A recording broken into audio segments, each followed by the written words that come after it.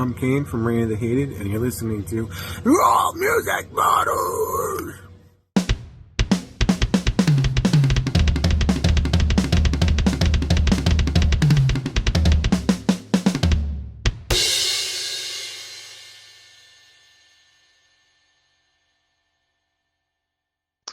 Hey everyone, welcome back to the Music Matters Night podcast. I'm your host, Brian.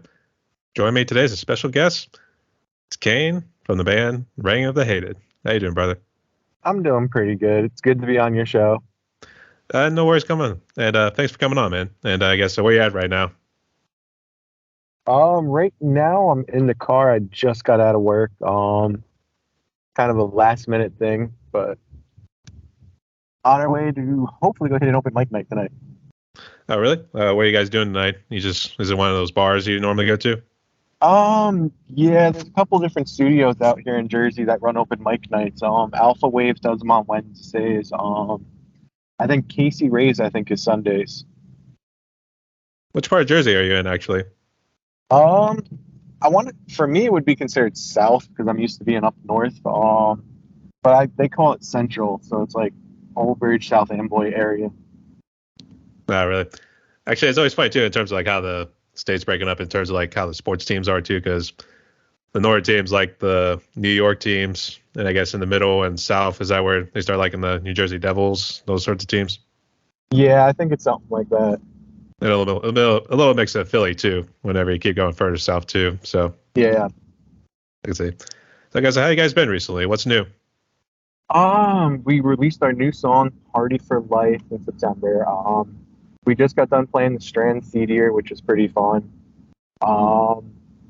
We just got thrown on last minute to a bike show in Harrisburg in PA. I like doing the bike shows. I like going in there, meeting the different people, going and seeing the different bikes and everything they pull out. So for me, those shows are always fun.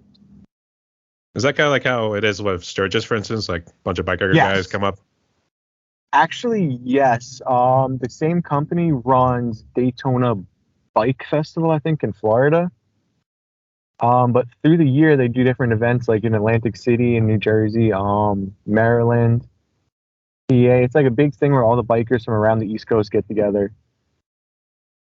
I see. So basically, it's a good excuse to go out and get wasted too. So yes. I like to travel, so for me it's like, oh, I get to go out on the road, take pictures, videos of all the different stuff out there. You never know who or what you're going to run into out there. Absolutely. Always come prepared. That sort of thing. Yep. So, Kay, welcome to my podcast. The way this is going to work is we're going to get to know you guys both as the musicians, but also as the individual too. So I'm assuming it's just going to be you right now, but I guess if you want to fill in Ophelia too, then go ahead as well. But I got the questions right here. Hope you guys had time to review. You ready? I'm ready. All right, so we'll start with the first one right here. Tell us a little bit about yourself. I guess, how'd you guys become musicians? So I became a musician at 13 years old. I had seen a band called Children of Bodom, and I wanted to learn how to play guitar like their frontman. I literally bought a guitar that looked almost like his. It was the cheap model with his, guitar line. And I went for about like 6 different guitar teachers trying to become like him. And I didn't start learning vocals till recently, like maybe 2018. And that I learned how to do because I listened to a lot of stuff from Motionless in White, like the Breaking Benjamin when they have the fry scream. Somehow I couldn't do that in the beginning. I was doing the false chord where it's like the Suicide Silence sounding scream, and it doesn't mix well with clean vocals. Found out like after a lot of trial and error shows in the beginning, it was like, yeah, no, that doesn't fit. Ophelia started learning bass, like she played a couple times with her grandfather, but not a lot. She actually learned in 2020 during the pandemic. Oh, sorry. I thought we were still going there. Sorry about that. No worries. So I guess, do you handle all the vocal duties? You do the screaming and clean vocals? Yeah. Oh, that's pretty sweet. And Alexi Lejo, I think. Is that how you pronounce his name from Children of Bodom? Yeah. And may rest in peace, too. It was a shame we lost him. Yeah, I know. That was definitely a surprise to see, like, he died shortly after actually during the pandemic, I think. It was something like that. I forget what it was that took his life, yeah. It was 2020, and we just started opening things up again, and then I read a lot of different reports. He had pills. Another one was something different. It's just a lot of different things. I could understand it though. Like I don't know if you followed their record, but he got hurt a lot. Like Really? a lot. Yeah, he would just fall off the top of the bunk in the tour bus. He'd go bowling one night and break his fingers. So he got hurt like a lot. Every tour, especially when he hit America, every tour he got hurt. It's just like miraculous luck every tour. Kind of strange why he would always want to try to get hurt or something like that too. But it seemed like Fade was always like right behind him or something like that too. So Yeah. nonetheless, though, great musician, and shame he was taken Yeah. too soon too. So yeah, I guess the same thing with Suicide Silence too. Were you more like the Mitch Lucker sort of screaming? Was that what you're trying to do? That's how my scream used to be. It's like I wanted to be like Chris Motionless and Danny from Ask Alexandria with the screaming. And when I would try to do the fry scream, it used to hurt like really, really bad. Like I'd feel like my throat was having pains throughout it. And so I learned how to do the other scream where it's like the Suicide Silence one. And it didn't fit with clean vocals. Like it fits terribly. Yeah, and obviously when you're doing screaming or anything like that, you want to make sure it like fits into the song, for Yes. instance. So that's Like the if biggest you were thing. to, like you're doing the deathcore growls, it doesn't really all the time fit with clean vocals. So it's especially like if you've checked a lot of our songs out, like if we were to do vocals like that, it would not fit any of the songs. I should check out your music, and boy, it's pretty badass. I'll tell you that much. Thank you. And are you guys just triplets? I guess just three guys and one girl. It's kind of weird.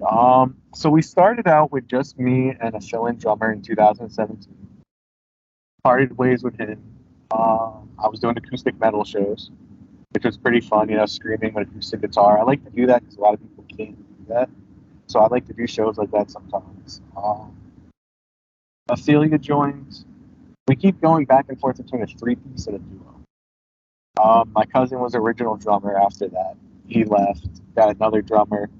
We parted ways a couple years ago. We have Ivan now, but he's in another band and he didn't show up for practice. So right now we're currently a duo.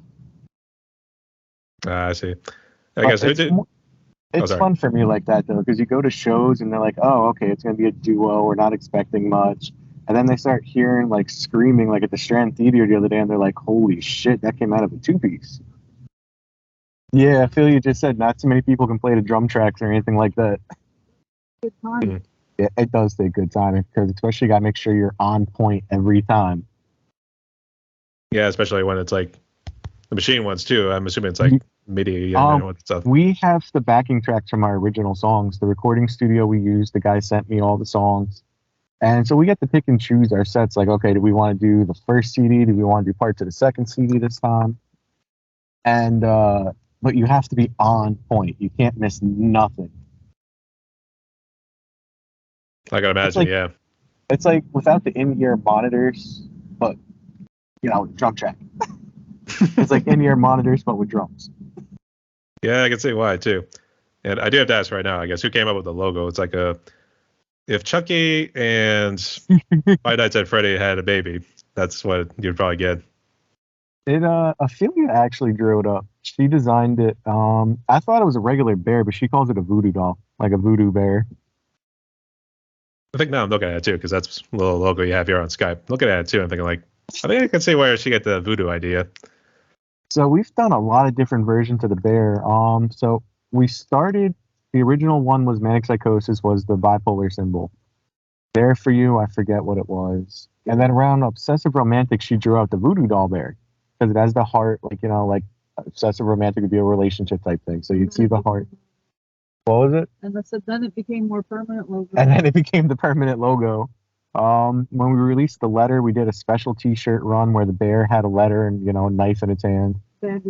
Bandaged wrist, because the letter is kind of one of them touchy subjects like that. Then we released Party for Life, and we drew it with a birthday cake and everything on it. So I'm kind of curious what she's going to do with the last thing, because the next two songs are going to be the end of the second CD. So I'm curious what she's going to do with it, because The Liar's Tale started out with a fairy tale book. And the next song we're releasing on Valentine's Day is going to be like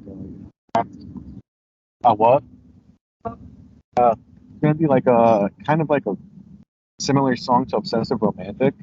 So I'm curious, but it's got more fairy tale vibes like Beauty and the Beast. So I'm curious if she's going to do a book with the bear on it or the bear holding a book. I'm kind of curious what she's going to do with it. That'd be interesting. We always go do I've its been- little devilish smile and everything too. I've been trying to get her to draw one up with either the Freemason symbol or with the Illuminati pyramid in its hands. That would be interesting, yeah. It's funny, but I'd love to see one like that, the all-seeing eye in its hands. Or you could do like the third eye, like right above. Third like, eye, head there you go. Yeah. Do something like that. Hey, that could also be an idea. Do like third eye. Actually, I remember Tool did a song called Third Eye as well. It was off of the Yeah. Nima album, yeah. And I guess what inspires like your lyrical content too? I guess you guys jump around a little bit, or is it based on like real life experiences? Real life experiences. So Manic Psychosis was written one night. I got into a fight with somebody, and they had a mental low part, bipolar, depression. And I wanted them to know, like, hey, you're not alone. There's always somebody there for you. Because when people hit that low point, they think they're alone. They think they're by themselves, that nobody cares about them. A lot of it ends up leading to suicide. So I wrote it for special person. I was like, you're not alone. There's always somebody there for you. And then There For You was written about a mix of stories. It started with my mom who passed away. Then Ophelia's grandfather also passed away like the same week my mom did. And then our next door neighbor was telling us stories about her father who passed away. So we combined a whole bunch of stories from everyone's perspective and mixed it together. Obsessive Romantic. That one's written multiple different views every time I see it. Okay. Like, it's written like a love type of obsession song. People with OCD could relate. People into witchcraft could definitely relate. If you believe in vibrational manifesting stuff, it definitely fits with that. The Martyr was written personally about experiences where people, they're always played a victim even though they're the ones hurting other people. A lot of people in this world could definitely relate to that. It happens a lot more in life than I care to admit. The Letter links into manic psychosis. The Letter is mental illness taking over, getting, when you start hitting the suicidal thing. They link into each other. A Liar's Tale,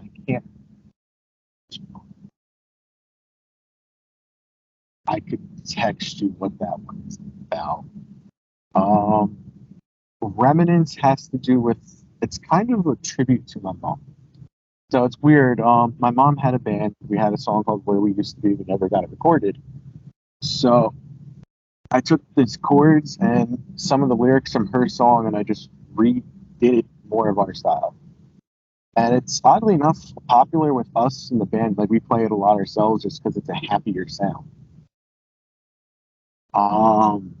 Like, it doesn't have that dark grungy vibe to it. Like, makes you want to get up there and dance. It's happy. I personally can't do a certain kind of set of all dark music anymore because besides the dark thoughts, it always ends up manifesting into my life. You need that happy sound. We had to cut the Take it to letter. my happy place. Happy place. Happy place. Right. World in Embers was interesting because that one we got asked to do features on, so we said okay, and we didn't really have anything to do with it. The other guy kind of wrote all the lyrics, said just perform here. So, okay, I'm like whatever, whatever you want to do. It's your song.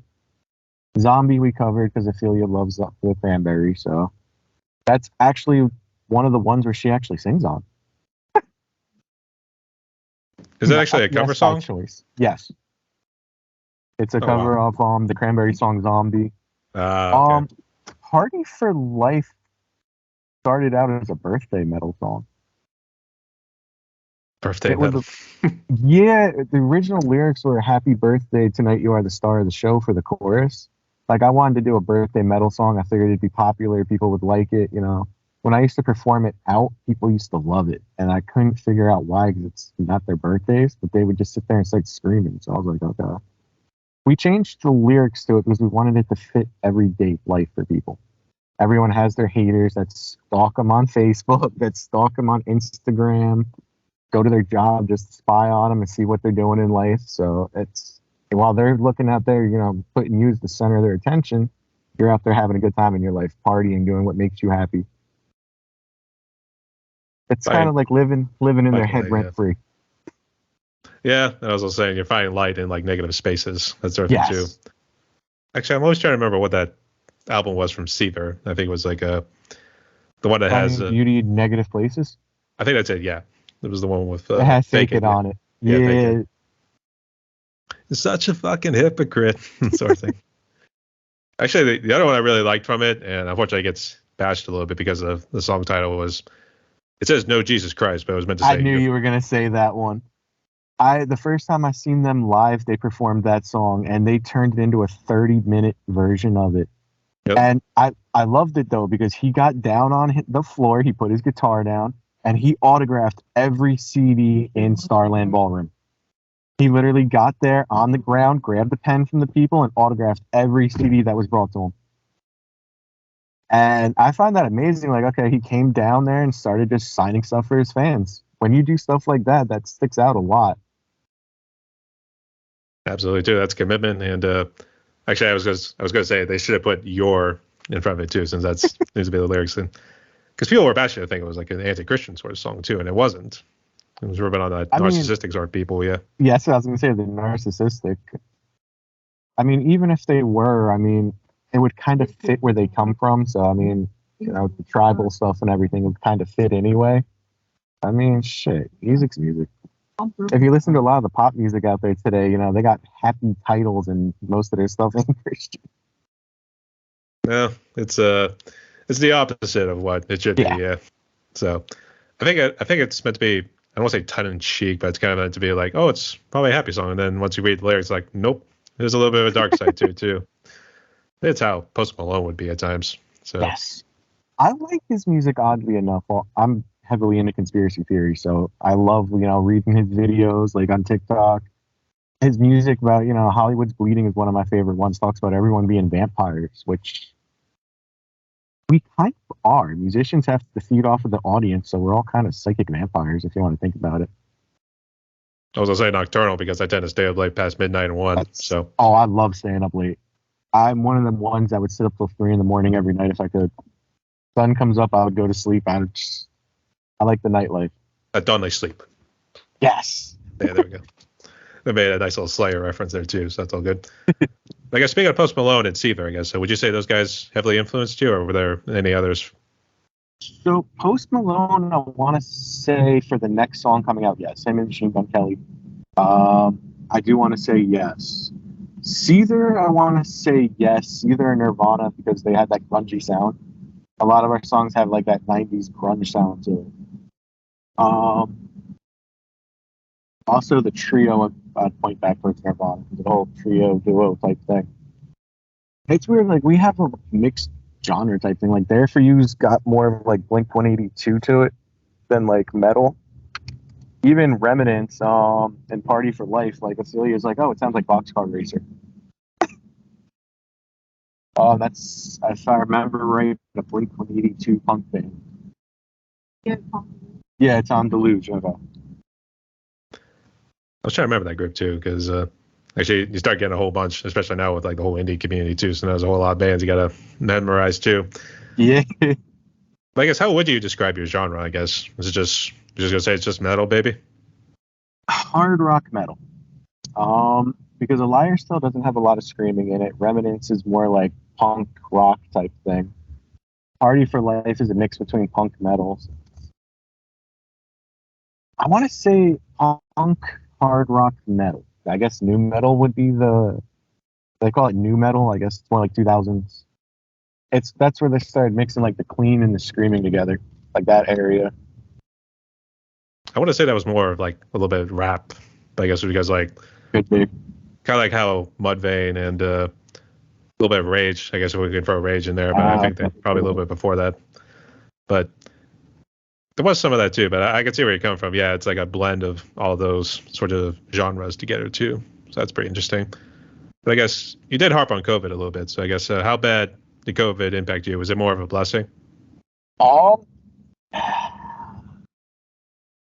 if we're going into a personal life thing, it was a blessing. It's you like I lived in a house with very strict rules growing up, and like I wanted to get Reign of the Hated started a lot sooner than it officially did. And the family member that was alive was like, "Oh, you can't be in two bands at once. It's either me or you, and if you choose your band, I'm kicking you out of the house." So she unfortunately passed away during COVID. That's kind of fucked up because it's a family member, so that's kind of fucked up sounding. But she was very narcissistic. So she would also pick fights with all the family members. And since she passed away, like they come to my concerts now versus like wanting to talk to nobody. But and also due to COVID, Ophelia learned how to play bass. And we also started recording our originals during COVID. So I kind of want to say a blessing for the newer bands coming up because we found a way to do concerts. We still found a way, like, everyone was waiting for the bigger bands, but kind of were forced to see the little bands. Like, we ran house shows on our front lawn. And we had everyone from punk music to rap music to deathcore all on our front lawn.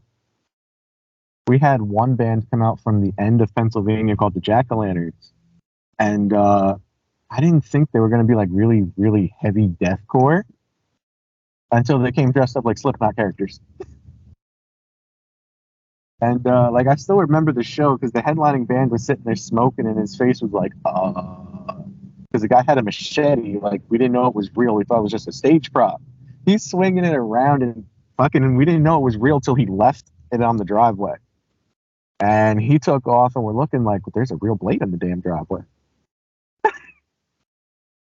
So for the newer bands coming up, like we all had to take a break. We all had to practice our music, practice our skills. And for the bands coming up, we had time to write, and we had time to start building an audience because we did house shows. If you can't perform in a building, do it in your front lawn, do it in your backyard. Everyone can social distance.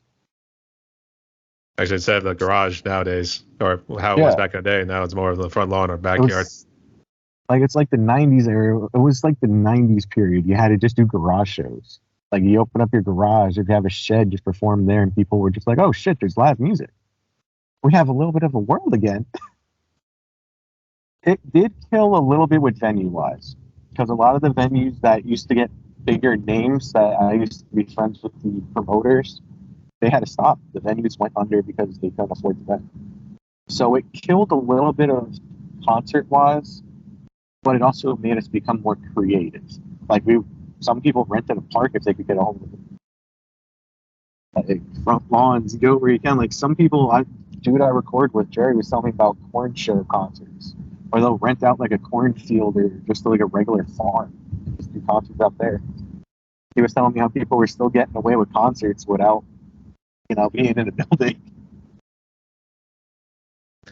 I was gonna say, yeah, we're musicians. We improvise. That sort of thing too. So. Like you always got to find a way. Like you can even do an acoustic thing, even if you ain't really got a phone or just on your board. Still, it's not going to be as big of a thing. But we all found ways to do little free shows, without like actually going into a building.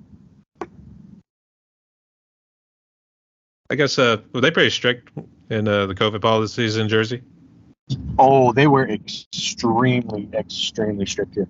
If you had to get food, you had to stand outside of a restaurant. Like, let's say you wanted, Chinese food, like Panda Express. You had to sit outside the door, call them up, order what you want, and they would hand it to you outside. They would put it, like, right outside the door, and you weren't allowed within 10 feet of the door.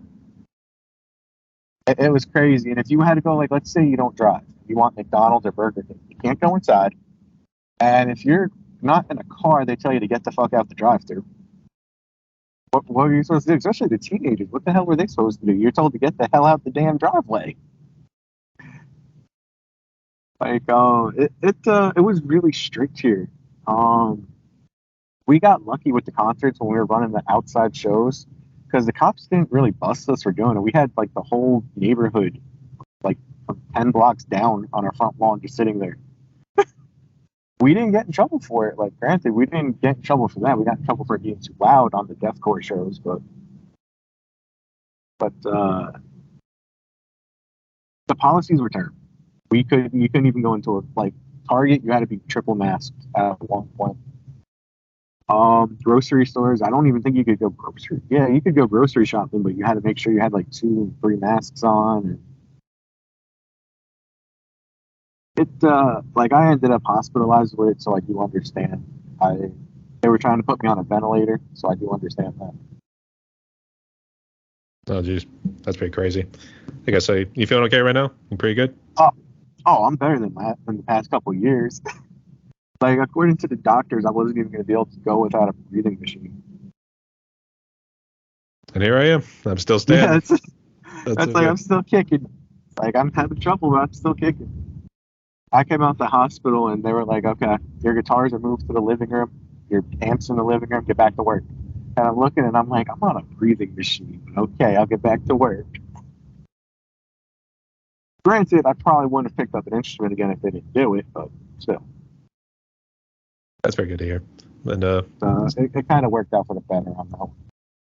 Absolutely. And I'm sorry for the losses you kind of gone through in your life. And it's good to see it helps make you stronger and better too. So I like, you still miss the people that passed away. Like, I still miss my mom. I get that, but you also got to look at what you've gained and stuff. Like, since my mom passed away, okay, I've gotten closer with my father. Gotten closer with Ophelia, the rest of my family members. She picked up bass. Like, my band pretty much came together. Things that I weren't allowed to do then, I could do now. Like, it's more freedom. You just got to keep reminding yourself, like, yeah, you could miss your family members, but if they're strict, like narcissistic strict, you got to look at what you've gained. Doesn't bring them back, but it also helps with, okay, I'm not being tortured by narcissistic people.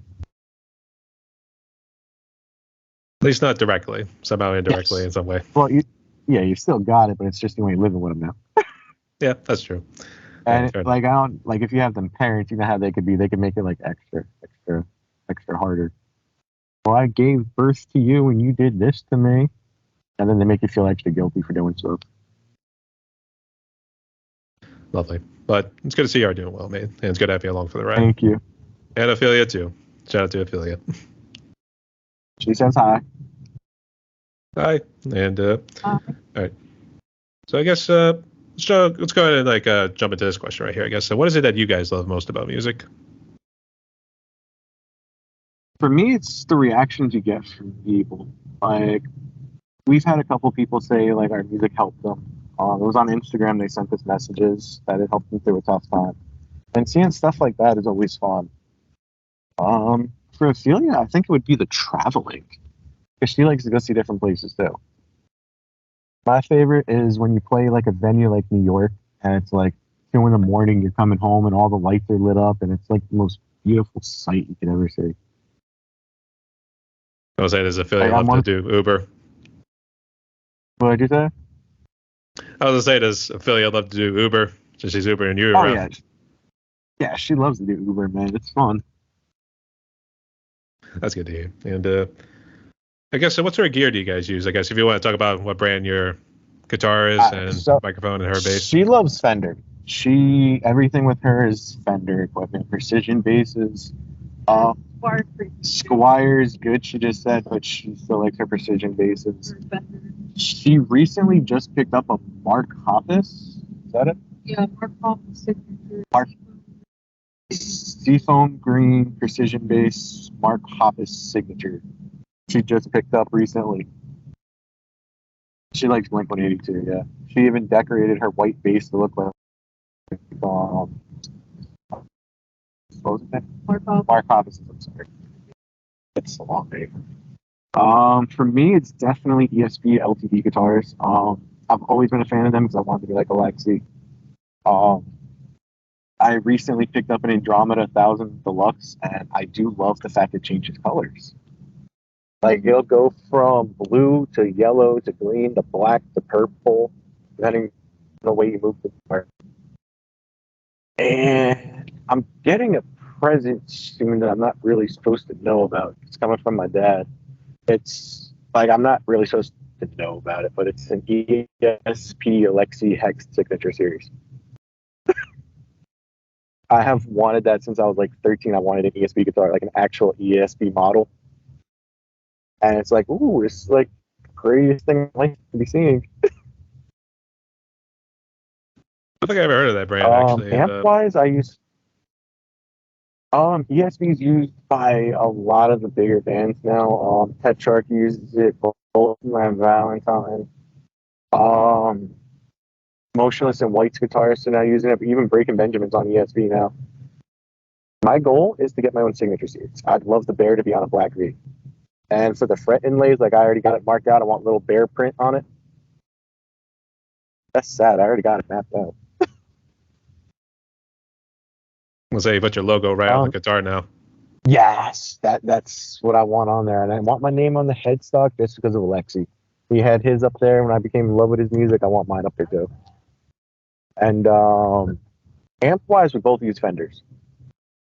She uses a Fender 800 combo, and I have the Fender Champion 100 amp, and it's a lot of people don't like to use the amps, but I do because it gives us that sound we have on stuff like Obsessive Romantic. You can hear like the delay chorus reverb, and it's the only amp I found with that specific setup with that sound.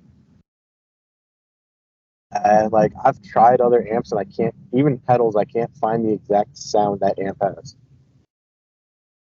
I'd say I never really went too crazy with amps, especially because every now and then I do bass guitar every now and again, but Nice. recently it's kind of tucked in here, kind of tucked away. So actually, I'm more of a drummer. What kind of music? Oh, I dig the metal. Drummer. Yeah. Nice. Drummers are extremely, extremely hard to find. That aren't in like 60 bands.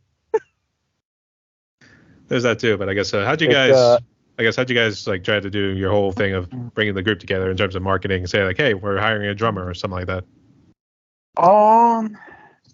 So we started with my cousin. Before we became like where we're at now, we would put up like little hand-drawn flyers in like music studios. And the best thing I personally find is Facebook. Go on to Facebook and just go in. There's a million musician groups. And the people that would surprise you the most is musicians, even word of mouth right now. One of the night jobs I have, everyone there plays drums. I was like, shit. When I found like 8 different people were all drummers in there, I was like, oh wow, word of mouth is actually pretty helpful now.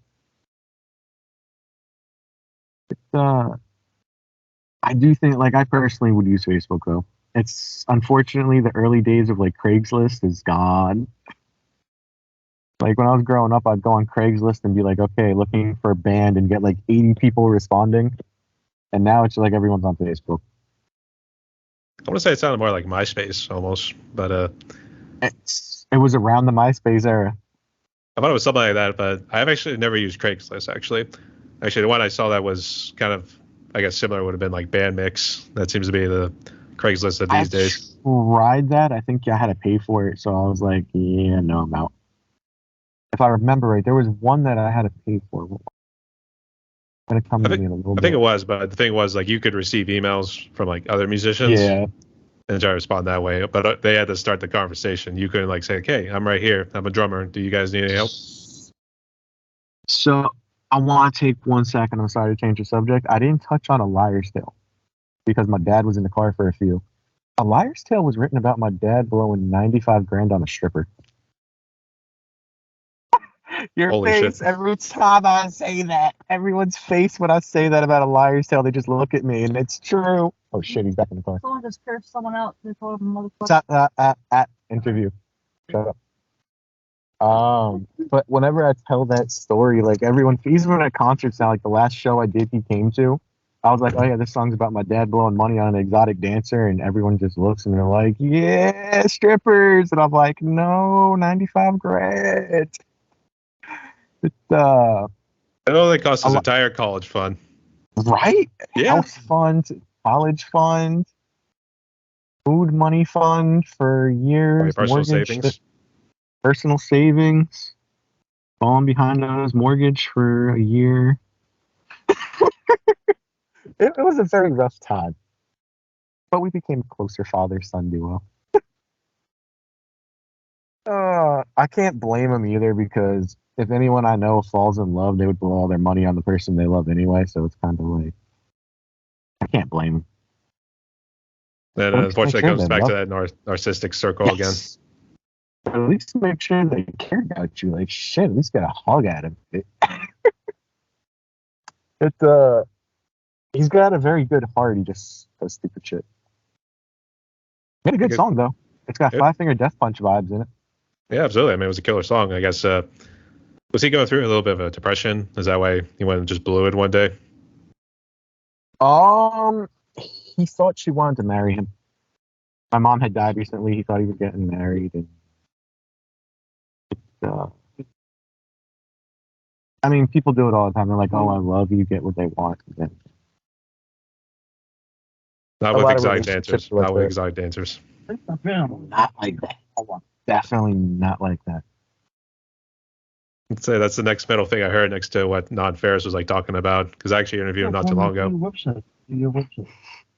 Okay, like you can, It's just crazy though. Yeah, absolutely. Is he in the front seat of the car right now? Yes, he's back in the car.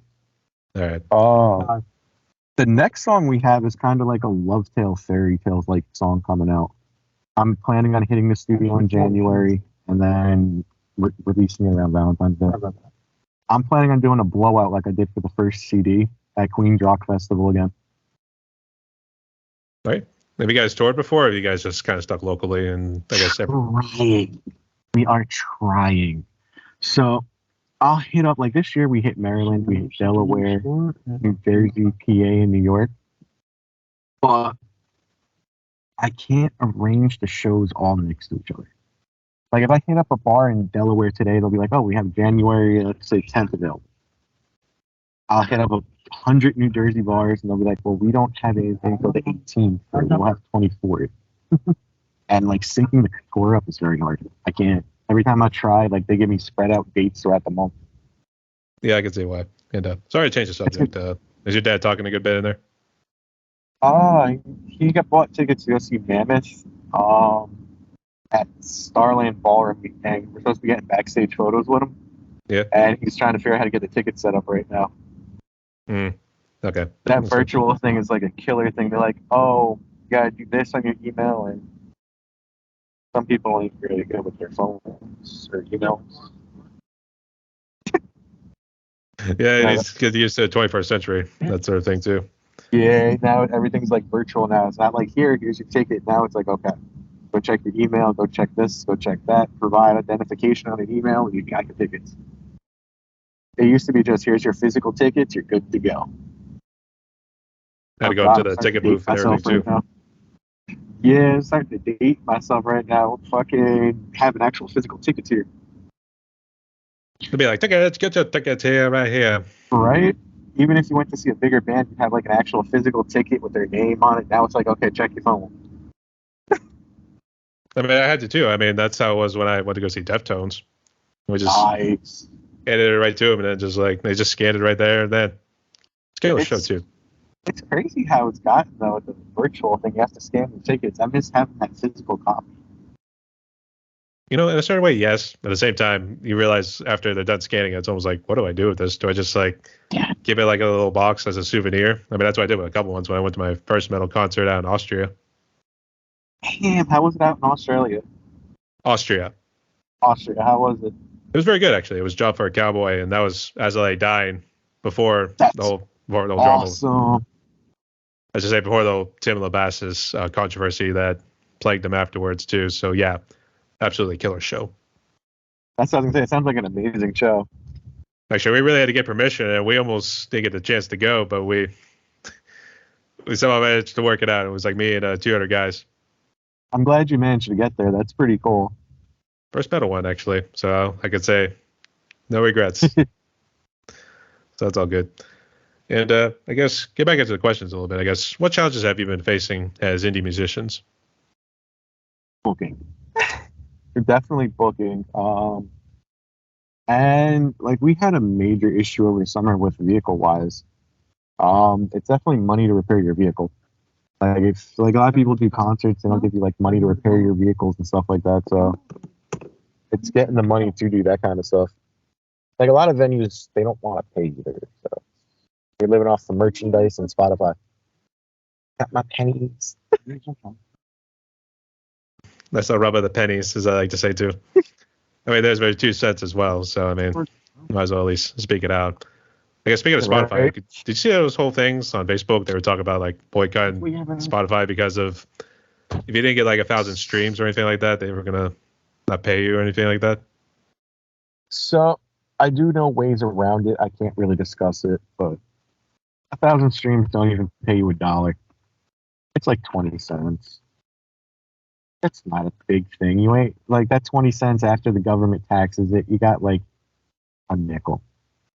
I'm serious. You got like a nickel off of Spotify. Unfortunately, the best streaming thing if you really want to support, the bands is Tidal.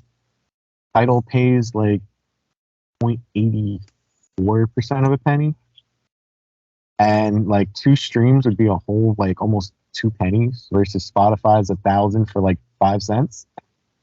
But unfortunately, Tidal you have to pay for. Apple Music you got to pay for it, but they do pay the artists. If you're really looking to support bands, though, that is the best route because Spotify does not. Like You use Bandcamp as well. Yes, but I don't keep up to date with it. Unfortunately, I'm going to sound like a hypocrite. I do push Spotify more because record labels do look at it. Like since our streams started getting over 100,000 on our songs, like we've had more record labels reach out. But I don't know why because Spotify don't pay. Like, okay, they're going to get a percentage of that penny. It's going to be a penny. Like even though we do have over 100,000 streams, like I checked Tidal pays a lot more money. So 100,000 streams on Tidal would have been like $600 before taxes. Spotify, that's like 200. That's an extra whole 400 before taxes you're losing. So yeah, it's a big But- difference too. Unfortunately, though, like even concert promoters, they look at your Spotify streams and they're like, okay, how many streams did you get? Versus it's not even how many people can you bring in anymore. It's like how many streams do you have? And I'm like, okay. I'm like, so if I do the show and I don't promote it and bring 0 people, that's still cool as long as I got streams, right? Yeah, apparently everyone's a number these days too. They're also ripe for Yes. parity. Everyone's a number. Everyone's got a price tag. It's fucked up, man. That sort of thing. So I can't speak on it because I got a price tag too. I really. try not to talk on a religion thing, but shit, I'd sell my soul for $1 million. We'll sell our soul for rock and roll in about $2 million. Oh yeah. See. You could buy a house, live comfortably the rest of your life. Your family members could live comfortably. Yeah. You complain. That's all good. All Right. But it is good to see you guys are doing well too. So I do wish you guys best of luck going forward wherever Thank your you. tours go next. So not too sure, I guess. I'd like to go overseas. I'd love to go see Japan. I'd love to go travel everywhere. I would say I've kind of been doing that, but not so much on the music wise. It's more family wise. It is a pretty penny whenever you sign up for those tour companies that will take you here and there and all over the place instead of going in blind. Yeah. I was actually in Italy not too long ago too. That was a How bit of was an it? experience. Beautiful don't want to live there because first off, a lot of the architecture is kind of like worn down too, so it's a lot Yeah, I older. can see that. And then there's also a bit of a climb. So if you want to live in like Assisi, you're gonna have some pretty good hiking legs on you because they're right on a hill too. I mean, and my poor aunt, we brought her along too, and it was great and all, but she recently had surgery on her knees. So you can imagine trying to climb all those hills in Assisi. Yeah, And, that's not good. Rome was nice. You just gotta watch out for them gypsies and all that. So, Oh, those are my favorite people. well, they're not sneaking their hand in your pocket right there, taking your phone or wallet, then it could probably be cool. Oh yeah, no, I thought you were talking about like I'll read your fortune type gypsy people. No, not that. Oh, we just call those fortune tellers. But I think there are gypsies who probably are. But no, these were the pickpockets gypsies. Oh yeah, no, those aren't fun. No, they were not fun at all. But unfortunately, we did see them too. But you got to keep your eye out. So Yeah. but it was still a hell of a nice trip too. I mean, got in the Vatican and everything, saw Ooh, that sounds cool. everything. I mean, couldn't really ask for anything more. I mean, they made it work. So That's good though. absolutely. I guess what would be your favorite city to go see? Favorite city? I don't know. Like Japan looks pretty fun. Italy, I'd love to go see just because of my family members being there. A lot of my family members are Italian and German, so it's. I don't know. That's actually a good question. I like to go see Rome. Rome sounds fun. Rome is nice actually. Vatican is actually pretty nice to see on the inside too. So I would say actually a friend of mine, he's thinking of moving all the way out to Japan. I think more in the Tokyo region. I think he's just had enough of the U.S. to be honest. But you know he's saying it too. But I'm holding his word too because I don't think he's going to do it. But because it is a big leap too. But yeah, it's big leaving. Like leaving state, it's like leaving countries and traveling. And you gotta have a lot of money if you're going overseas like that. and then there's the language barrier too. So you have to learn Yes. Japanese. The Japanese looks like it's pretty hard too because it looks like they break everything down a little bit. It's not like just one strictly alphabet. No, it's got a whole bunch of letters and everything too. Yeah, it sounds. It's not impossible. It's just it sounds like a lot of work. It is too, on top of like doing like your own job and everything too, try to pay for all of it as well. So I mean, I don't know, but I love him. He's been a friend of mine since middle school too, but we'll see what happens. That's good. But I guess I was trying to lead If he into goes, that. I hope he has a safe trip. If he goes, I mean, I'm sure he is, but I mean, it's a pretty big commitment too. It's not like just moving up to Yeah. Canada and be like, hey, I don't like Canada. I'll just come back to the States. It's either that or I would say Mexico and everything else was nice. I'd like Maybe I to would've visit thought there. that. That sounds fun. Or we go to Cancun, then go party with Ted Cruz afterwards. Hey, that sounds fun. That's all good and all. But I don't know. But I got family here too. So obviously, is that what keeps you coming back as well? Yeah, what keeps me coming back is it takes money to go there. Well, there's It that takes too. money to pick up and move. I mean, hey, you gotta spend money to make money too. I mean, but at the same That is time, very true. That's very true. Like recording costs a lot of money. Traveling to the shows, gear especially costs a lot of money. Especially because I like ESP and LTD guitars. It's very expensive taste. well, Uh, I would say drummers are obviously the ones who spend a lot more money too. And I Yes. forgot to mention earlier too. I think sort of the same metal that you listen to, but I go a little bit harder with the death metal at times, especially ones that came out in the '90s. They're still around a little bit too. Oh yeah, that's a lot of the '90s music was a lot more complicated than today's. Like I listen to even like the pop music now, and it's like the same sound over and over again. It's like even the rock, the same chords. Oh yeah, the '90s. The '90s. We would have had $1 billion contract by now. Shit. Our sound sounds like Like we had that Nirvana sound mixed with a little bit of, Breaking Benjamin sound. We would have been signed to the biggest labels possible. I'd be There's something like that now too. And you got a lot of the metal bands that came out in New York as well, so you would have been Yes. right in that scene as well. Like even like Breaking Benjamin came out from PA, and we go out to his area a lot too to do concerts. We would have been set. $1 Million Mansion. We probably play more Right? bunnies all over the place. That's all good though. But I mean, it's just bad timing, really. I mean, nobody really knew what they were walking into. So I mean, you would have knew that a lot of bands out of the '90s would have been huge 30 some years later. So, but it is good to have guys around for the journey too. So we'll see what happens. But continued success. And I don't know if I asked this question, but I guess what's your plans for this year and going into 2024? So for this year, I'm trying to get a couple December shows booked because we like to go dress. You know, I like to dress as Santa Claus at the shows. I like to have fun with it. It's kind of late to be booking. Like I'm seeing a lot of venues are booking for next year already. So if we can't get them booked, I'll just hit a couple open mic nights and just work on new music.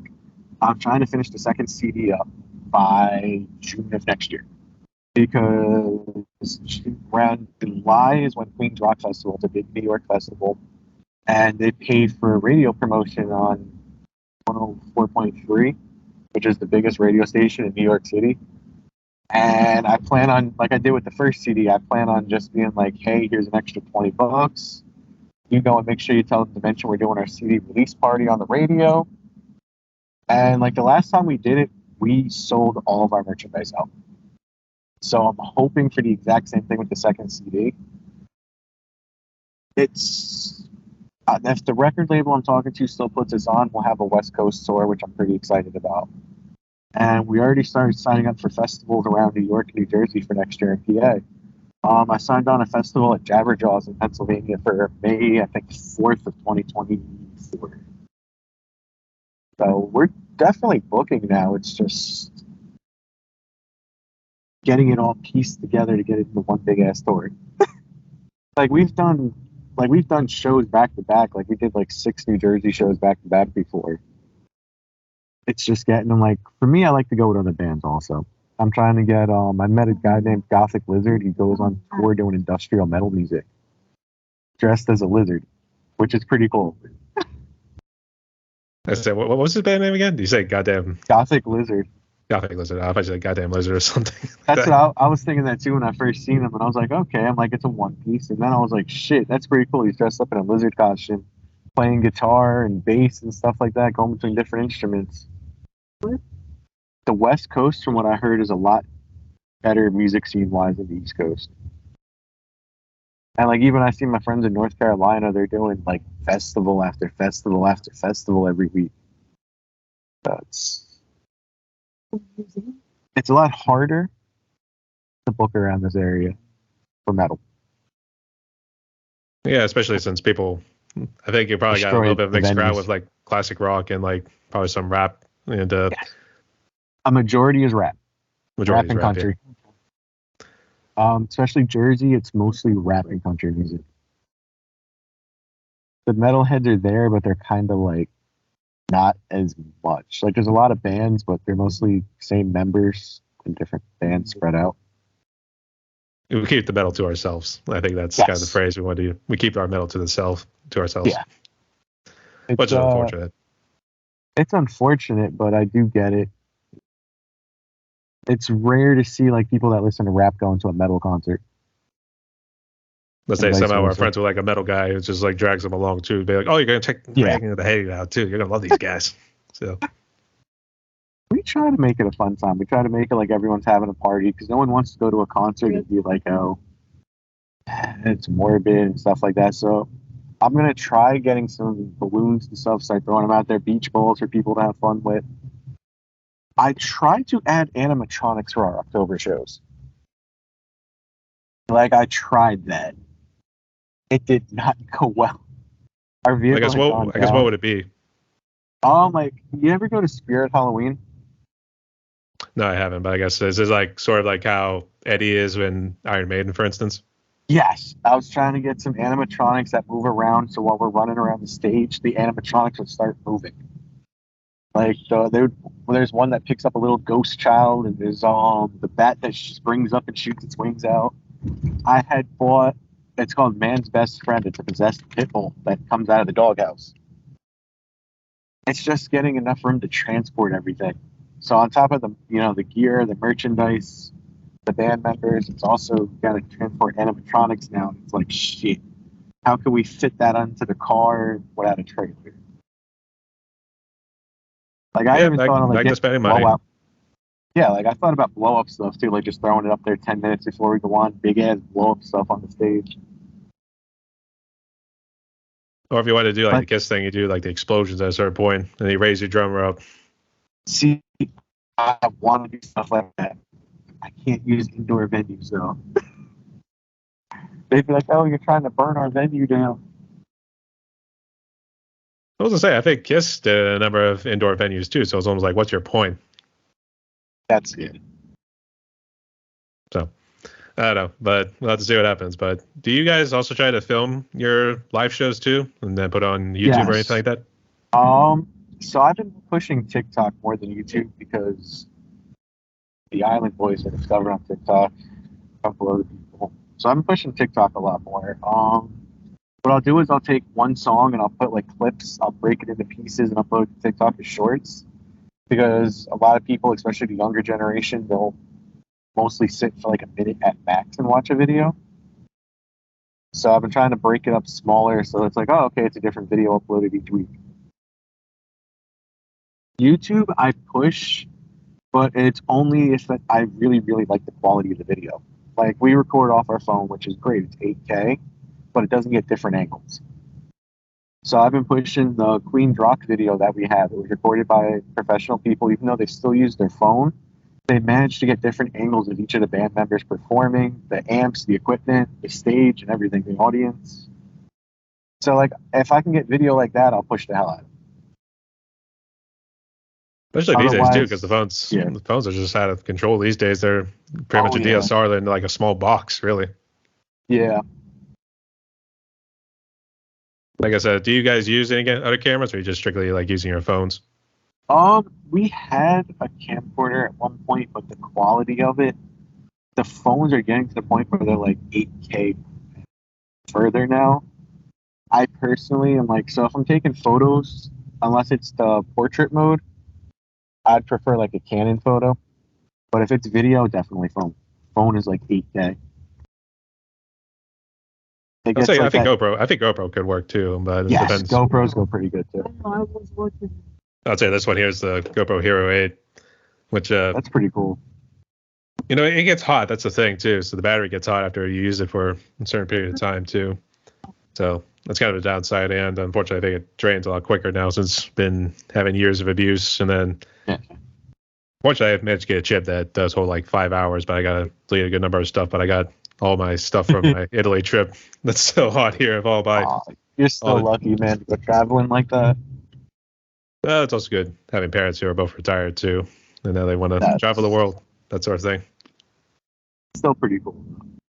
Absolutely too, and it would be nice to take you on one of these trips. We'll have to see if we can get you a show out there at some point. Shit, anywhere you get us shows, we'll go there. Absolutely. Actually, I think UK would be pretty cool too. I think you can go at every bar and tavern there is. Loves to go there. I would say more of Ireland, Scotland, or just strictly England. All the above. I plan on going everywhere possible. Except Moscow. We'll avoid Moscow. So that's all good. All right, and can't we breeze through questions pretty good. I guess now we'll jump into some fun ones right now. Ready? All right. All right. So for the first of the fun ones, and you can also fill in Ophelia too if she wants to answer. What is your favorite movies? Horror movies. She would definitely say the Scream saga. Like, she loves Ghostface. Yeah, she just said Ghostface is awesome. So yeah. I like comedies, but I also like horror movies. For me, I kind of like grown-ups and grown-ups too, but Adam Sandler. Saw is pretty cool too. I do like the traps. I do like the idea behind it. Oh, and Ophelia loves Disney movies. She will sit there and watch like every. Yeah, she'll watch like every Disney movie possible. Fair enough. Yeah, I mean, she says it's happy. It brings it to a happy place. Yes.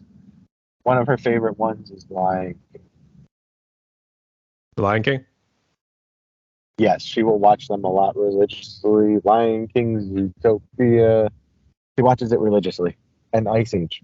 Ice Age was pretty good, yeah. I would agree with Ice Age. Yes. I would say the problem with horror these days, I mean, did you say you want to do like a Thanksgiving sort of slasher film? I've never seen a horror movie with that. That would be pretty cool. I'm not too sure because slasher ones normally don't do too well. This one kind of looks like I can see like somebody stabbing each other with a turkey leg and be like, die, boom, start stabbing them with it. Start beating him with a turkey leg. They're gonna do something. I mean, you It's know those like, things. is that your potato you choking on, or my potato you choking on? Oh god, Shit, I lost it. there's some good yams. That's for sure. Actually, It's like you're choking on the cornbread.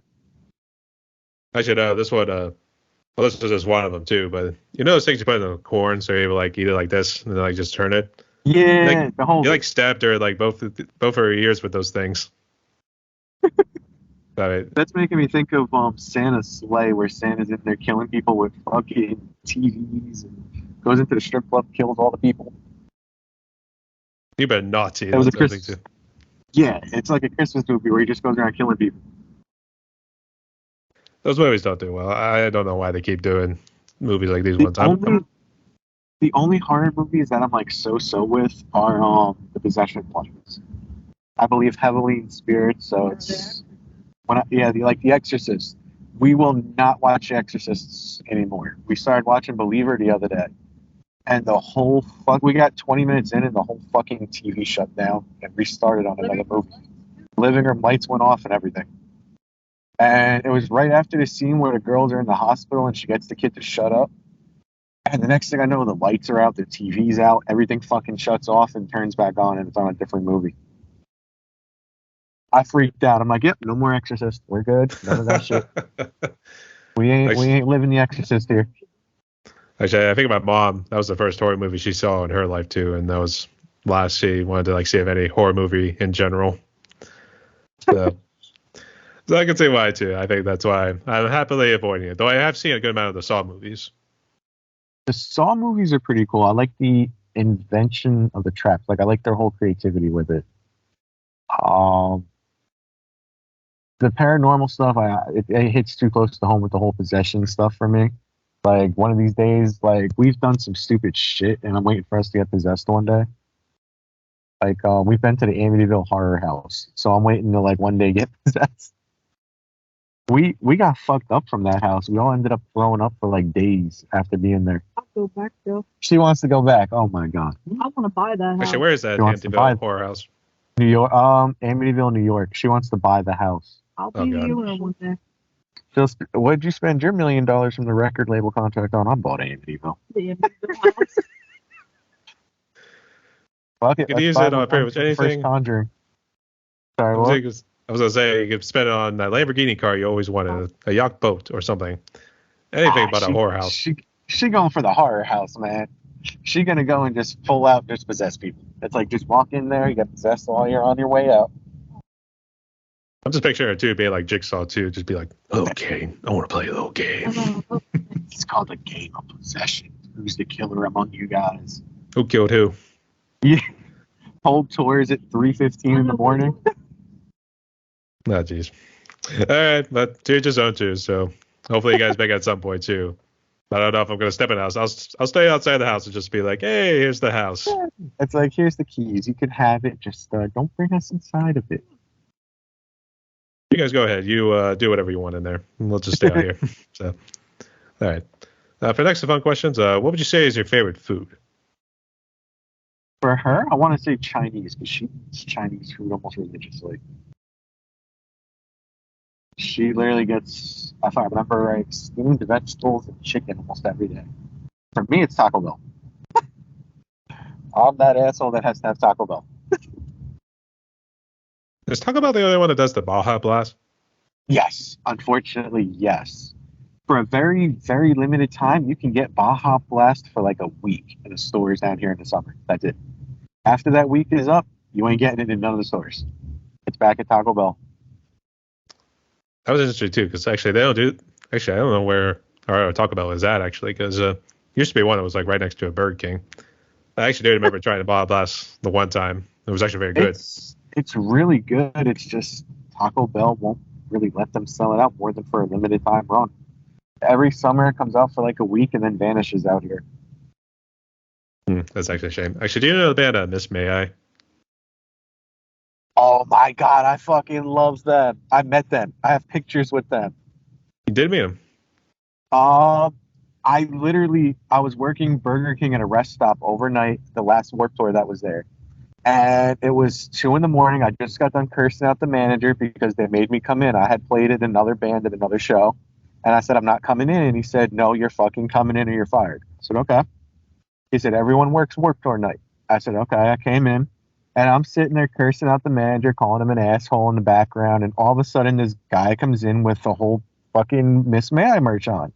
I'm like, I love your shirt. That's an amazing band. They had just released I Hate Everyone and Turn Back the Time. So it was like my repeat songs for like the year at that point.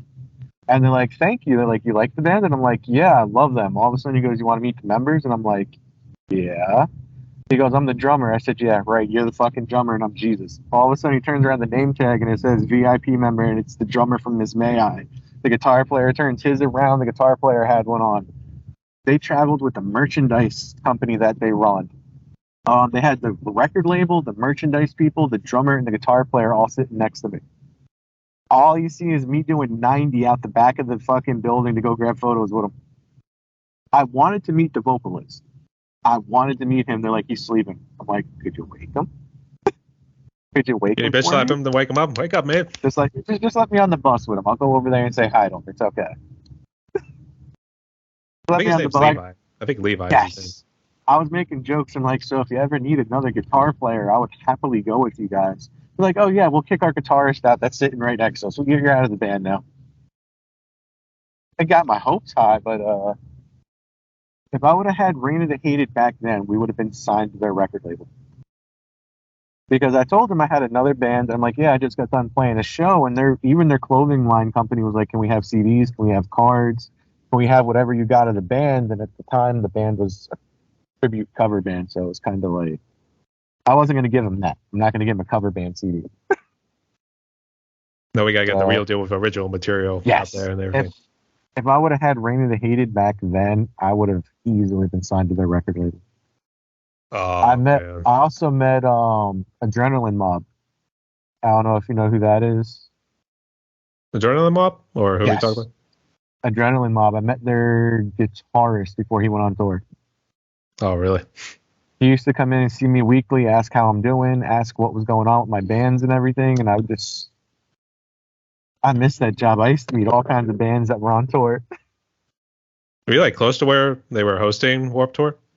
So they were hosted at the PNC Art Center, and it was like the only rest stop within 20 minutes. Oh, and lucky you. And actually, Yeah. did you like kiss your Big manager on Sean? the head afterwards? Hell no. Hell no. I was still pissed, but I was happy to meet. Like, I was happy I met the bands, but I was still pissed. Like, we used to have Marilyn Manson would pull in the driveway and hang out. We used to have Slayer even came in. Their guitar player had groupies were kind of coming in. If you're into rap, we met Big Sean had his whole road crew come in there one night. Like I used to meet a lot of fucking musicians that were famous just coming in randomly to the rest stop. Everyone I could, I grabbed photos with. I was like, shit, I'm grabbing my photos. It's like, camera, where's my camera? You just Right, try reaching there's for the photo every too. Even a couple local bands I remember grabbing photos. They'd come from like Michigan or Maryland and be like, oh yeah, we're stopping at the rest stop. And I'm like, oh yeah, can I get a CD? I'll take the free CD. Just sign the copy right there for me, and then I'll go sell it. Whenever I'm old and decrepit at some point, I'll sell it for like $1 million. Oh yeah, that's shit. I got signed posters from Children of Bodom from Mayhem Festival. Oh my gosh, dude, that was a job right there. I mean, It was when they released Halo of Blood. I think it was Halo of Blood. It had the Ice Grim Reaper. Yeah, I couldn't honestly think that tell was you because I think the only one I listened to Children of Bodom was "Are You Dead Yet?" Oh, that was one of the best CDs they ever had. A bitch slap in your face, that sort of thing. That was like the best CD.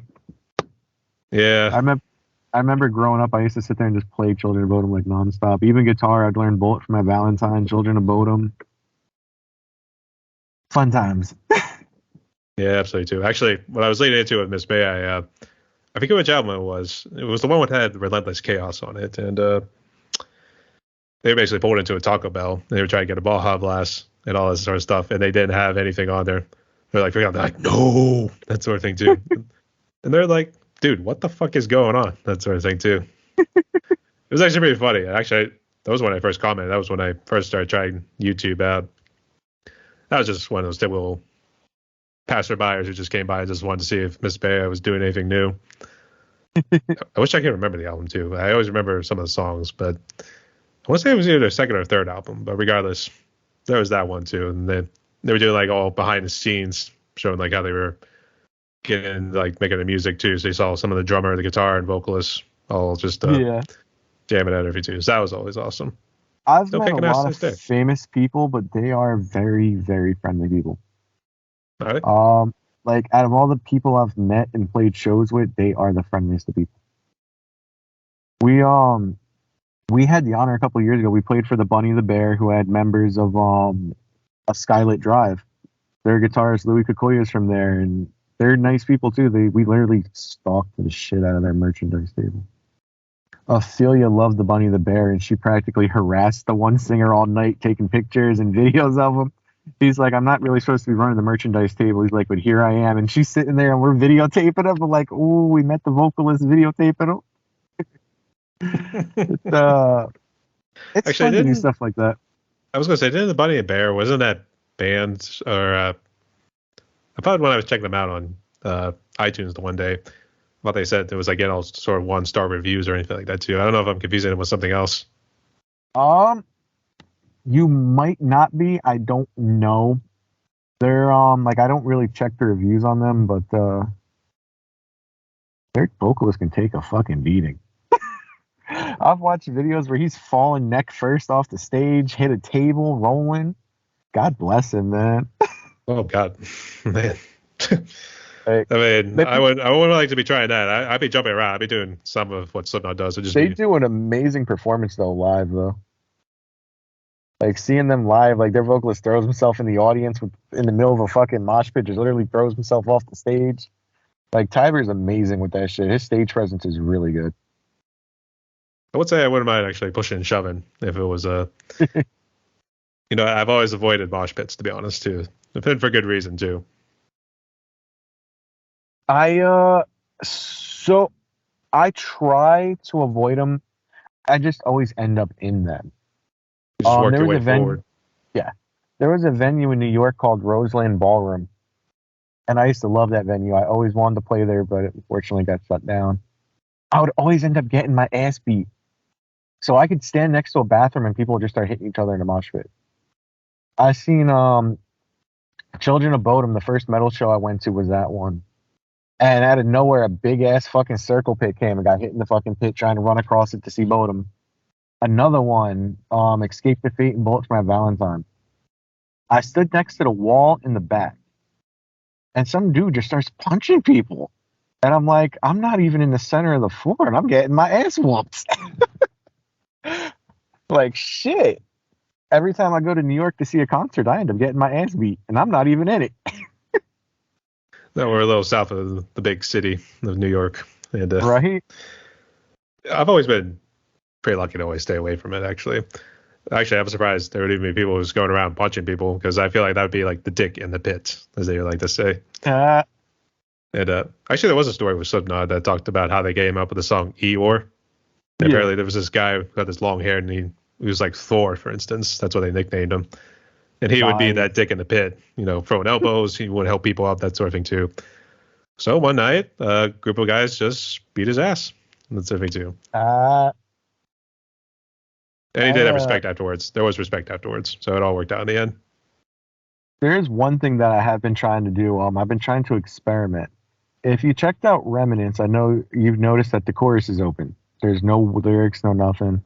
I sent it out to a couple of my friends who did rap and pop music. I wanted them to throw something over there, sort of like a remix. And some of the remixes I've gotten back were definitely interesting. Like one of them, the guy was singing, he has the whole world in his hands. And I'm like, are you singing a religious song right now?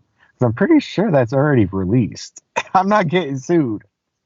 I was like, okay, I thought you were going to rap. I'm like, why did you guys start singing? He's got the whole world in his hands. It didn't even fit the lyrics. I was like, I'm not uploading it. I'm like, put it on the saved file. I'll keep it as a remix here in case, a couple years down the road, I want to do it, release it. But right now it's just going in that folder there. I've been trying to cross genres, and I know it sounds crazy, but I've been checking out a lot of stuff like Black Bear, Post Malone. They're rappers. Post Malone's out there doing country now. He screams. I don't know, like he does metal screaming on his concerts. I watched a live video and he was doing fry screamings on every fucking song, and I'm like, so you won't pay? Like a lot of people don't want to go to see metal concerts, but you're gonna watch a rapper scream an entire set with metal vocals. So I was like, what's your point? It sounds hypocritical then. Yeah, so I was like, okay, you know what? I'm gonna start going and trying to branch genres like the rest of them now. I've been messaging rap people, country people. Yeah, we'll do vocals on your shit. You want us to do a bluegrass song? Shit, you make the music, we'll do vocals. Just put down featuring. I want to break the genre barrier enough that we could get people from all different genres into our stuff. Like, if Katy Perry said to me today, yo, come be on one of our songs, I would do it. I would put the deep metal screaming in background, like, you know how she has like that deep voice talking like this on some of her songs. I would It's either that or like Wake Up in Vegas or something like that. Yes, I would just scream it, and you put that on there. Your people mix and master it, so it sounds like that demonic voice, and we're good to go. Angels versus demons, that sort of thing. Yes. Yeah. But it's interesting what you can do with music and how far you can take it. Like this year, we ended up on YouTube shows. We ended up on podcasts using our music. We're on a video game. There's a video game with indie music, and we got Manic Psychosis onto it. I plan on going as far as possible with this band, and I would love to branch into acting also, voice acting. Actually, which video game was it? Was it one of those skateboarding ones with like Tony Hawk? Yes. That'd be pretty cool. Yeah, actually, I do remember. Yeah, that's how I figured out about Bush, because I did The People That We Love. It was on one of the what was the name of the game? It was one of the Tony Hawk ones. I think it was like Underground or something. Nice. I used to love the Eva Destruction. It was a racing game that had like demolition and everything. You could drive a school bus, cop car, whatever you wanted. But they had stuff like Sum 41 on there. Rob Zombie was on there. Hoobastank, when they had their punk music, was on there. It was all like punk soundtracks. Even the ATV game, you'd have like some random ass music. You'd go from like rap to something serious, and it'd be like, okay, this is pretty cool. I used to find a lot of different soundtracks from the racing games. Burnout Revenge was actually the same way too. Ophelia plays Burnout. She loves it. Yeah. I have not played it in a while. I remember just playing it And one Blur. every day. She plays Blur a lot also. I don't remember Blur. Was that another racing game or was that something else? Racing from PlayStation 3. Okay. Let's say I never got it, but I just wanted to make sure first, because when you're saying Blur versus Big Is that some sort of fantasy game or something? I don't know. That's all. No, yeah, it was definitely a racing game, but it was like an older racing one. I think I remember me and a friend were trying like the Wii one, like you're holding it like this and trying to do like a steering wheel. I absolutely failed at it. I had the steering wheel. I just never really used it. I still got it in my attic. I just put it up there. It was like Rock Band. I had the drum set for the Guitar Hero thing, and oddly enough, I was better at the drums than the guitar on Guitar Hero. Well, I think the guitar, you were not really doing anything else. You're just kind of moving just between like 5 buttons, really. Like I could do it. It's just the thing that annoyed me was that clicking sound, like click, click, click, click, click, click, click, click, click, click, click, click on the guitar controller. I'd have to have the TV blasting, or else it would irritate me hearing click, click, click, click, click, click, click, click, click, click over and over again. Yeah, absolutely, Joe. We just went off on a random tangent talking about video games and all those sorts of bands. Yeah. It's all good though. It's all good. Well, it's always fun, man. Hey, it's good conversations. Always fun to do that. Yep. What would you consider as your favorite drinks in terms of alcohol and non-alcoholic? Non-alcoholic, definitely soda. Soda and iced tea. I've been really loving the raspberry iced tea brisk stuff. Soda-wise would definitely be Mountain Dew or Pepsi. Coke's good too. I'd love my own brand of Rain of the Hated Coke. Any of you local shops, you check us out. I would definitely love a local soda with my name on it. Alcohol, this is going to come really surprising. I don't drink. There's nothing wrong with that. It surprises a lot of people when I tell them I don't drink and I don't do drugs. I don't even smoke. Now you've almost kind of a straight edge in a way. It's not that I'm against it. It's just I like having money. I like taking money and holding it. And if I have to give it up to something that's a temporary high and I'm gonna need it back to get one rebuy it, I can't do it. I like money. We'll say, oh, a conservative, that sort of thing. So Something like that. Like it's weird. Like I feel like you never have enough of it. And to do drugs and to drink, I just can't. well, yeah, that's how they all end up bankrupt, really. Even like the real famous people, yeah. It was huge to me too, Like, yeah. if they were to sign me right now, they wouldn't have to worry about me drinking and drugging. I mean, like personally, like I like people, like sex more than drugs. Like I'm trying to keep it PG rated. I definitely wouldn't be buying drugs and liquor though. I'd say I hate to see the rated R version, I'll tell you that much. The adult version, there we go. Let's go for the adult version. Let's go a step further. The adult version, shit. Oh, shit. That's okay, though. The reason I do ask, and sometimes whenever I do ask that question, people have told me like how they've given up alcohol. And sometimes it even happened like during COVID. They just like gave it up altogether, even smoking too. So I've seen a lot of people start drinking and they lose their family. They don't want nothing to do with them no more. They lose jobs. They could have like a really good thing, like record labels will be checking them out. And then once they started drinking, it was just like, oh yeah, no, we don't want that on our record label no more. So I try not to touch nothing that's gonna fuck up the band for later on. Like if any of the band members want to drink or anything like that, you do that off the stage and don't post it on social media. I try to keep everything clean from that because unfortunately you always got to be watching. But it could mess up a lot of shit. you ain't lying. And as I always say, drink responsibly. Yes. So, for those who drink. All right. And for the last of the fun questions, what's currently your favorite song? 20 Years Later by Young Pinch. No, actually that's not true. It's by Tech Nine. It's called Everybody. I literally been playing it whenever I go into concerts, and it's literally the whole thing is fuck everybody but me. You just walk in there, I'm sitting there dancing with headphones on. People are like, "What are you listening to?" Nothing. Don't worry about it. You wouldn't get it, and I'm just sitting there dancing. Just hope you're not like one of those people that just start videotaping you whenever you start dancing. Oh shit, I'm cool with that. People want to put me up on TikTok as long as they tag my band. I don't care. Like I'll sit there in a costume character type thing, and I'll sit there and clean your windows with a squeegee if you want. Just put me up on TikTok. Whatever you do, just tag my band. Use the music too while you're at it. So I put that on Twitter, you piece of shit. That sort of thing. Favorite song? Like if it was one of the ones that we released, it'll always be Manic Psychosis. Because you said that was the first one, right? Yes, it's like my baby. I didn't think it would blow up as big as it did, and that song's gotten us on pot festivals. It's gotten us on everything possible. That's also another reason why we will not go. Why I won't touch drugs. Ophelia fucked up at the pot festival. She took an edible and she was sitting there trying to slit her wrists.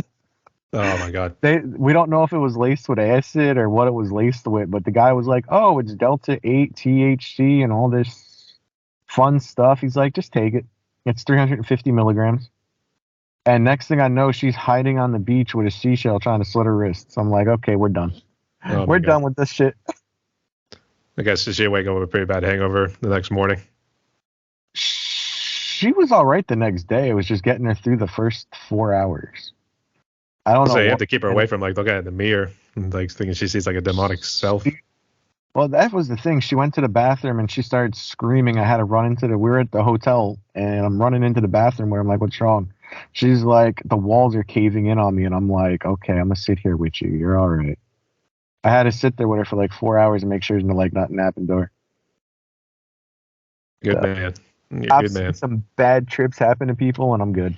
I don't want to end up on one of them things and jump off the damn roof or something. Oh jeez. Yeah, you don't want to do that. If I'm a suicide, I'm going to do it on my own terms. I'm gonna die on my own terms, yeah. Not from drugs. Yeah.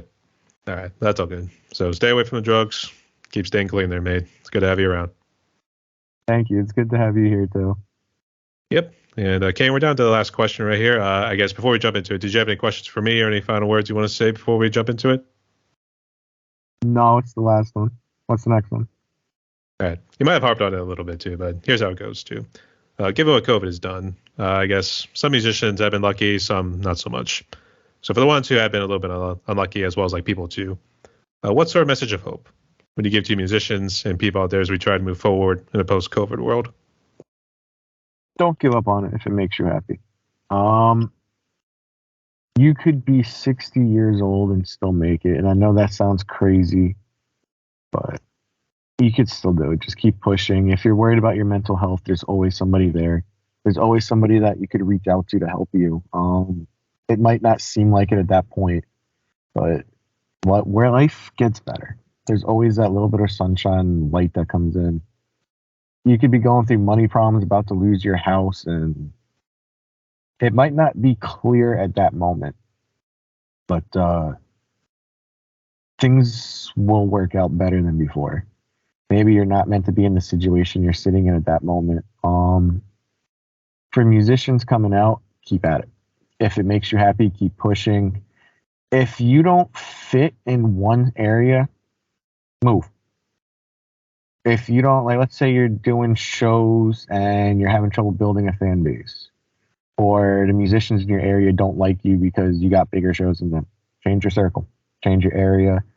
Think outside the box. You could do concerts that aren't with other bands. Hit up your local schools. Be like, hey, we want to go and open your baseball game. Hit up the wrestling things. Hey, before your wrestling match, we want to play for you guys. We want to do some shows with you guys. Football, soccer, baseball, basketball. Just be like, hey, we want to play for you guys. That's what we are doing now currently. We were playing with a wrestling company before their shows. I wanted to change from the music scene, so for a very long period, we would just play the wrestling shows. They would go on, we would perform before they went on, and we would do the intermission, got paid, and then we'd go to the next show. We even teamed up with bikers, now we're doing biker events now. There's always a spot for musicians, no matter what your genre is. Even if you're a solo musician, fuck it. There's a guy called Nihilist out there right now. He's a single metalcore musician. He does vocals over his tracks. Do whatever, keep moving. If someone tells you can't do it, try twice as hard. If someone tells you you're not going to make it, show them wrong. It's in the long run, you'll thank yourself. And the more work you put into it, the more you'll get back. Look like a true prodigy. And if something sounds too crazy to be true, it probably is too crazy to be true.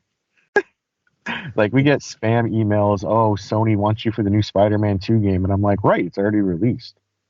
Are you just going to, add the music as downloadable content? It ain't happening. They're not going to be like, oh, the game's out. We're going to pull all the games off the shelves just to put your music on there. Always look into the companies. I don't think I've seen that sort of spam, to be honest. I think it was always like, oh, we'll boost your audience, and like Spotify, for instance.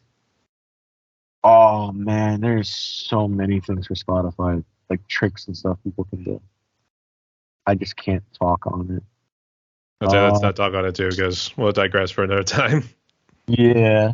But just keep pushing. No matter what, your family members say you can't do it.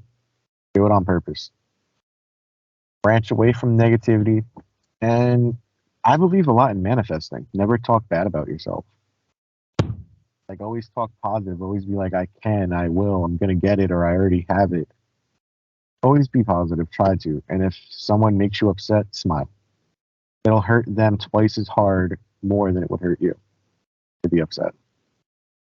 Because if they went out of their way to hurt you, go out of their way to make them sad. Smile. Yeah, I think that's a way to kind of invert that middle finger right back at them, or something like that, too. So it's like kill them with kindness. Killing them with kindness, yeah, absolutely. And one very big thing with the music scene, don't ever talk bad about nobody. Because you don't know, what person A from person B is. One person, you could say something bad about somebody, and then they'll screenshot it and post it all over the internet on you in this world. So just keep everything clean. Don't talk about nobody. Don't even trust your mother and father when it comes to that stuff. Don't even trust your brothers and sisters. Just be like everything's great. Everyone's great. Everyone's good. All is good in the world, as we would like to Yes. say. So, in the world of Cain, we should probably say that. Yes. So You have there. to just, you might not like things people are doing. Just keep quiet and just don't know nothing about it. Actually, that's what my dad says. Like, no drama either. I think you would identify with that. So yeah. Well, if there's a lot of drama with bands, bookers don't want to deal with it. Like especially like if you're having trouble like in your band with fighting, bookers will see that. They'll be like, "Oh, we don't want you guys back. You don't want that. You want everything to be smooth, happy, and smiling." Absolutely too. All right. So, Cain, we reached the end of my podcast right here, and boy, we talked for a good hour and 30 minutes right now. We'll have to see. We'll have to see how it looks too. Some of the audio got a little choppy at some points too, but it all turned out pretty well. So, I guess, did you have any questions or any final words you want to say before we close? I want to thank you for having us on the show, or having me on the show. Me, myself, and I. Yeah. Yes. Do me a favor, text me the name of the podcast because I usually do like an intro, and I'm like, "Hey, I'm Cain from Reign of the Hated, and you're listening to the podcast name," and I'll send it to you as soon as I get a charger. All right, sounds good. And I guess how else can people reach you? You just strictly on Facebook and Spotify? We have Facebook, Instagram, email, Spotify, Twitter. I don't really use, but it is there. We even have a DeviantArt for photos. It's like a art website, but we push the photos on there. We Spotify, YouTube. We're on every streaming website possible. Every social media except Threads right now. I got to make a Threads account. And actually, what is the little mascot's name? Did you give it a name yet? Did you give the bear a name yet? I've been calling it Voodoo, like VUDU, like the TV company. Voodoo. Okay. But we haven't named it yet. That's probably going to be coming soon. Probably gonna have to at some point too. I'd like a pop figure of it. So Start selling Reign of the Hated pops. Actually, a little action figure too. Make it like a little Chucky, for instance. Love to see what happens, but good luck there, mate. All right. Thank you. All right. So everyone, my guest today was Cain, and with Ophelia in the background, also providing some help every now and again. These guys are from the band Reign of the Hated. Go check them out on the socials. Hit them up on Spotify. These guys are doing wonders out there. If you see them in your neck of the woods, wherever they may go next, New York, Pennsylvania, Maryland, Delaware, or whatever, make sure you go hit them up too. These guys are doing wonders out there. This is a good dude right here. And dudettes. Thank you. And dudette, we have to say, because we got to include Ophelia in there too. So, Cain, Ophelia. Yep. All right. Cain, Ophelia, thank you again so much again for coming on. Stay safe. Stay tuned, y'all. You too.